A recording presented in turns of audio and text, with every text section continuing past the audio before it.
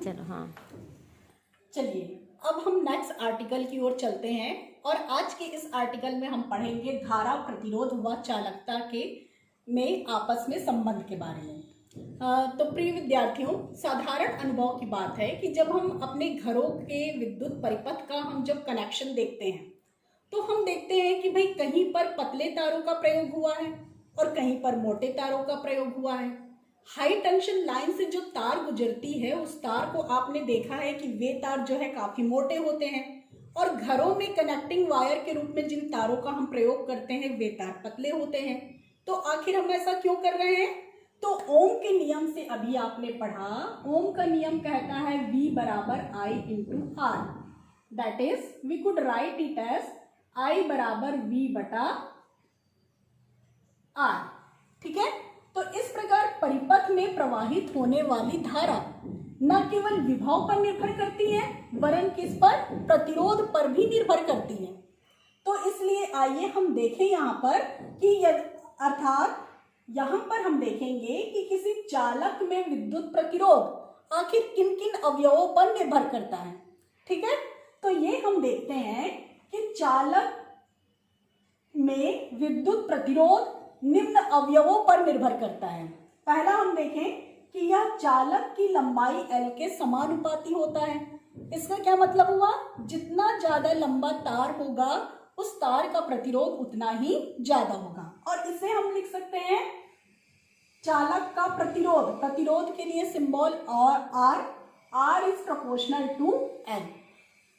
इसे हम दे दें इक्वेशन नंबर 1। ओके, नेक्स्ट हम देखें कि चालक का प्रतिरोध चालक के अनुप्रस्थ काट के क्षेत्रफल A के व्युत्क्रमानुपाती होता है। इसका क्या मतलब है? जितना ज्यादा ये अनुप्रस्थ काट का क्षेत्रफल होगा प्रतिरोध की वैल्यू उतनी ही कम होगी। तो इसे हम लिखें R is inversely proportional, that is ये हो जाएगा 1/A। ओके, इसे हम दे दें इक्वेशन नंबर 2। साथ ही साथ चालक का प्रतिरोध चालक की प्रकृति पर और चालक के ताप पर भी यह निर्भर करता है। तो यदि हम समीकरण 1 और 2 को मिलाकर लिखें तो इसे हम लिख सकते हैं R is proportional to L/A। Okay, next step में प्रोपोर्शनलिटी की साइन की जगह बराबर और एक नियतांक, इस नियतांक को हम नाम देते हैं रो। ओके, यहाँ पर रो क्या है? एक नियतांक है और ये क्या है? ग्रीक लेटर, जिसको कि हम रो के नाम से जानते हैं।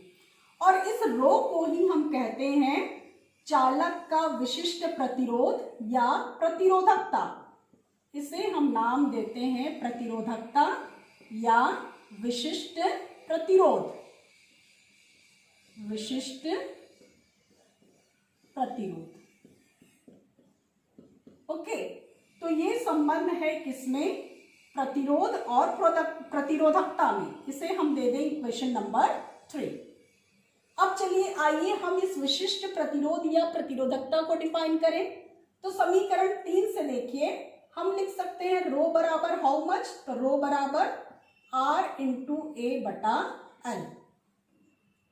अब आइए इसका हम यूनिट निकाल लें। इसका मात्रक क्या होगा?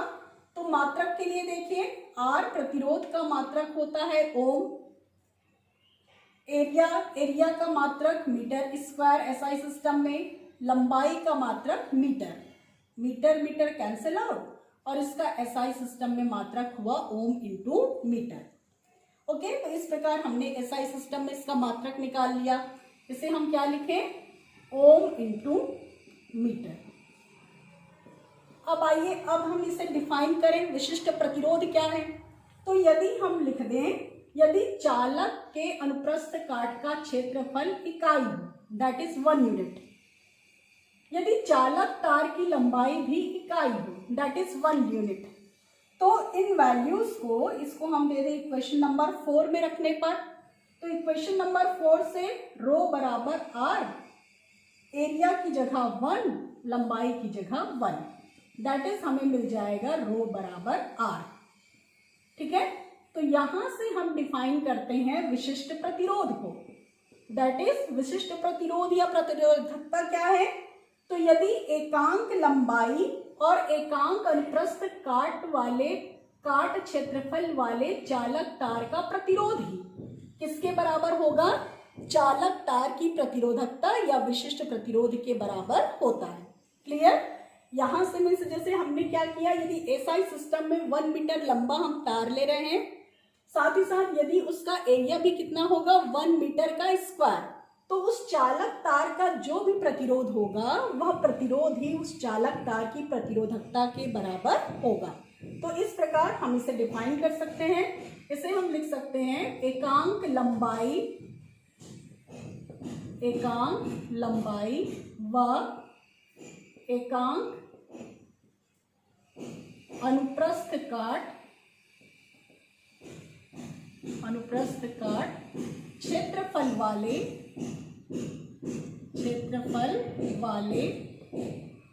चालक का प्रतिरोध ही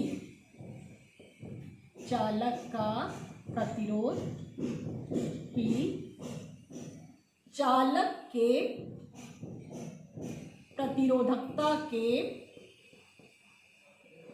प्रतिरोधकता के बराबर होता है।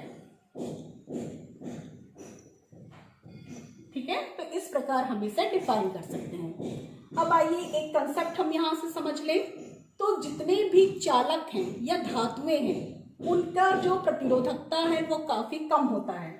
धातुओं के लिए हम देखते हैं इनकी प्रतिरोधकता की वैल्यू, रो की वैल्यू ये होती है 10 to the power -8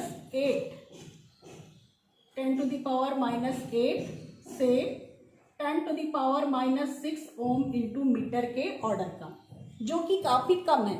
तो चूंकि इनकी प्रतिरोधकता कम है चालकों की, तो इसलिए इसकी चालकता का मान अधिक होता है। प्रतिरोधकता का इनवर्स ही होता है चालकता। प्रतिरोधकता जितना कम, चालकता उतना ही अधिक। तो इसलिए धातु जैसे कि कॉपर और एल्यूमिनियम से ही हम क्या बनाते हैं, संयोजी तार का हम निर्माण करते हैं। ओके, तो इस प्रकार हमें समझना है धारा, प्रतिरोध और चालकता। Thank you.